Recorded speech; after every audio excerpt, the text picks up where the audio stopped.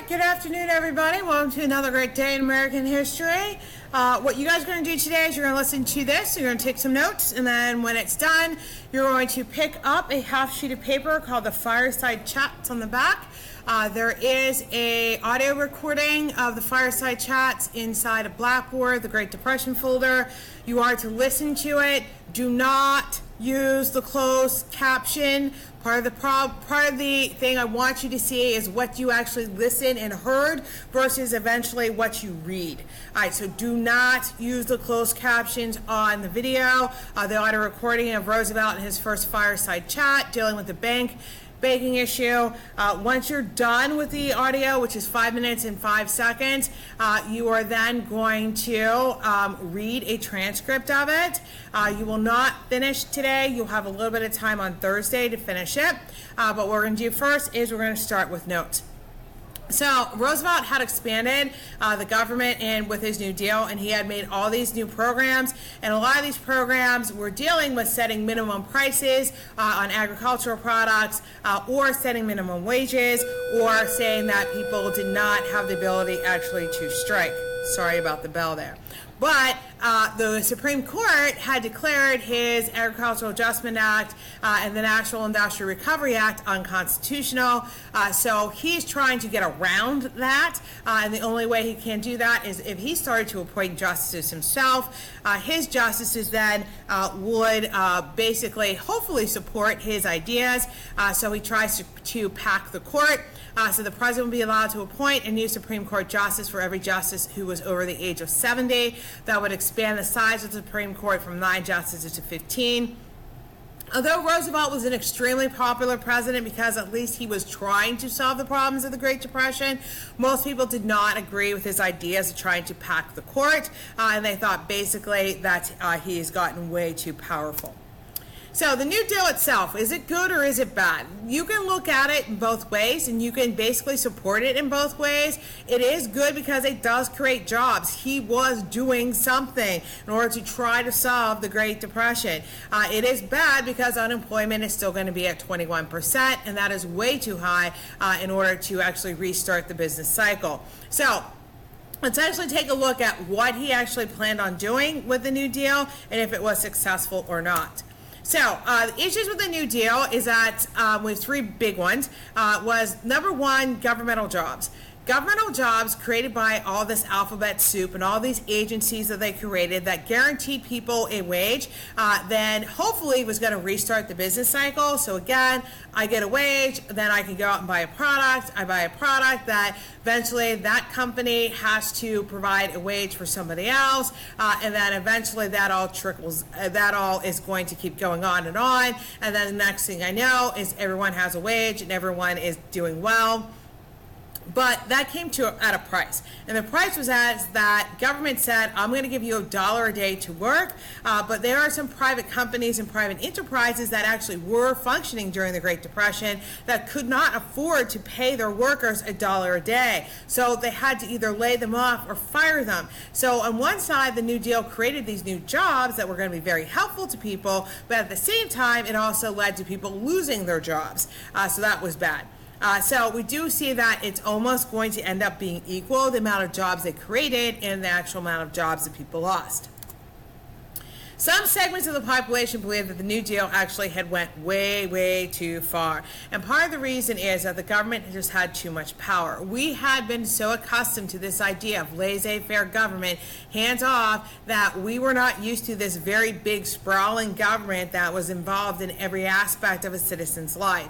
So as a result of that, some people believe that the government just had way too much power. And then we're actually concerned too is where was the money coming from in order to pay for all these New Deal programs, in order to pay for 4 million people to now have jobs at working at $1 a day. So where did that money actually come from? Some of it is actually going to come from the federal treasury. And again, we know from Wilson that we did have money there but chose not to use it because we didn't want to give a direct payout to the population. However, we also realize that you can't just keep draining the treasury in order to make your economy run. So some of it is going to have to come in the form of new taxes. And if more people are not working, they're not really going to have the ability to pay this new tax. So Huey Long, who is going to be a senator, is also going to be someone who's a little bit on the lines of socialism and communism. Is going to come up with a program which is called Share Our Wealth Plan. The Share Our Wealth Plan basically is going to put taxes on the wealthy with the idea that you are going to take $5,000 and distribute it to the poor, and then that way you won't ever get to the point where you have extreme poverty, where people basically aren't working, because again, if I don't have money, then I'm not spending money. So this is going to basically make sure that everyone is still going to be spending money. However, there is a problem that a lot of times if I'm guaranteed a minimum lifestyle, why would I actually go out and work? I'll just wait for my $5,000 every year and call it a quit. So you do see that in some countries, when you do turn towards communism, you see a decrease in industrial products. So is that true? And we do see that a little bit in Russia, and we do also see that in China. We know that in Russia, when they went towards communism in 1917, they had not industrialized, and one of the things that they were trying to rapidly do was industrialize very, very quickly. They end up forming that Soviet bloc and satellite countries in order to have trade, but their trade wasn't really good, and they didn't have high-quality products. Because of that, Russia eventually is going to fall. So you can say, yes, it did apply to Russia. But you got to realize, on the other hand, it did not apply to China.